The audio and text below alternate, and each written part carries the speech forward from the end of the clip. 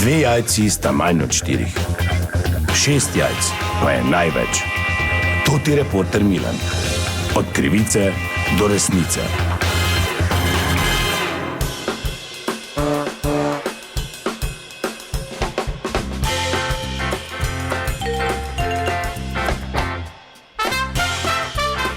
Dame in gospodje, to ti Milan, sem ponovno na sledi zgodbe. Zanimiva informacija iz sosednje Avstrije, kjer je županu enega od manjših občin pobegnil kenguru, ki ga zdaj išče pol Avstrije. Ja, dejansko je imel doma kenguruja, ampak v debati, v kateri sem bil z nekaterimi prijatelji, sem izvedel, da je tu v okolici Maribora tudi gospod, ki pravi, da je imel doma vse živo, celo medveda, in seveda sem se takoj odpravil. Zdaj sem tu pred hišo od gospoda Albina, ki si je vzel čas in je tukaj v meni stojiva pri ograji. Gospod Albin, dober dan, dajte povedati, no. Dober dan. Kaj je ta zgodba zdaj, kot smo rekli, kenguru v Avstriji, ampak ste rekli, to ni nič takega. Ja, sveda ni nič, ljudi imajo, vse pa ne nazadnje neko kačo, en pri zlatoličju pitona, zadnje čez cesto lezo, najdo. Vse pa to puno, pol pa to ali pobegne, ali spusti.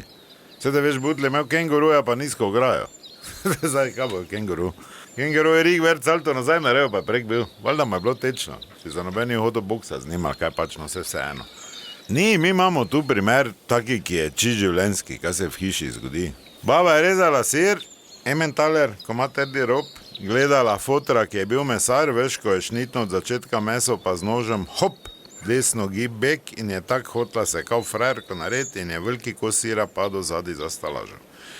In sem jaz rekel, ni dobro, da je sir tak, pa rekla, jaz se bom vun dobila, seveda je pol pozabila, ker ni mogla z metenim štilom vun dobiti, ker je zadaj preosko in tak, ker je pač sir bil zadaj, je to navohala miš. Se vidite, da imamo bajto, polska miš je prišla not in smo imeli miš. In pol je bila vojna, Albin, miš, ono sem pa tja.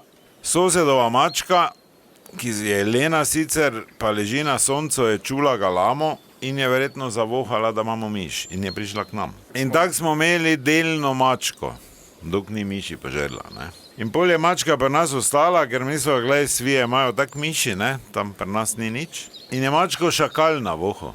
Šakal? Šakal je polno, ja? Ja, no, in je šakal in je porihto mačko.